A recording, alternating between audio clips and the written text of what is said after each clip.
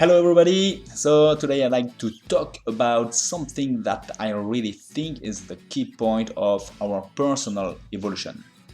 And that is very practical because it's something we do every time, I think, and personally that's something I tend to do every time, and basically that's something I think is a big mistake, and that is I mistake what I feel for what I am, who I am. And well, basically to notice that and to act on that, I think is very powerful and is really a very good thing to do to really improve so many things in our day-to-day life. So I explain that. Why do I think it's a mistake? Because what we feel is a tool. Why a tool? Because it's a very useful tool, actually, very interesting. Why that?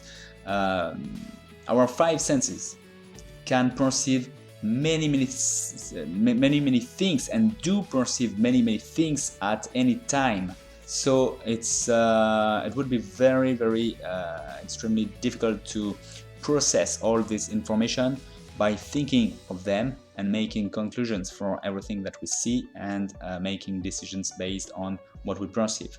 So we have feelings that are basically a kind of conclusion of what we based on what we already experienced and what I have to, in a certain way, remember. So if I experienced good things with different factors around me, different persons, different conditions, anything that is that was in the scene at this time, all that is remembered, and when the same elements in my life come back, I have good feelings, because that's the conclusion I made internally by associating a good feeling with these elements. And that's a good thing, because that helps me when I have things that was pleasant in my life to be attracted by them when I meet them again, and the other way around, when I meet things in my life that I had experienced bad things with, I'm kind of repelled from them. I tend to go away from them naturally because I have bad feelings about that. So that's a very general explanation, but I really think that's the way our feelings work, and that's a very good tool for that. For that reason, it's very instantly I feel good, I feel bad, depending on so many circumstances, and I don't have to know why and how, and but I already made a conclusion based on my previous experiences. So for that, it's a very good tool, but I have to use this tool for me and not let, in a certain way, the tool use me. That's the point here, because if I think that I am what I feel, well, everything that I'm going to do is just to let my emotions, my feelings control my life. If I feel good, I go there. If I don't feel good, I don't go there. I feel good, I do that. I don't feel good, I don't do it. But it's not always interesting for me to do that. So I really have to use this tool and to make a choice to keep control and use that only as a tool. Okay, so if I'm able to do that, I'm able to manage maybe 80-90% of my life, I don't know, of my daily life, of everything, based on the feelings I have, because it's a good indication of what is interesting for me or not. But there is obviously some things, a certain part of my life, I don't know how much, but a certain part of my life where, despite the feelings I have, well, I will do it anyway. Despite of the feelings I have, I won't go there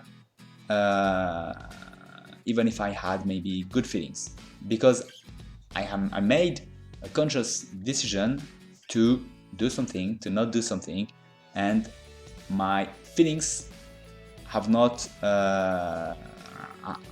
is just a tool, and it's not my feelings who are going to decide of my life. And so I don't know what you think about that, but I really think that's something we tend to do because it's easier. Certainly because of that, it's easier to do according to our feelings. It's more natural. It requires less energy, certainly also.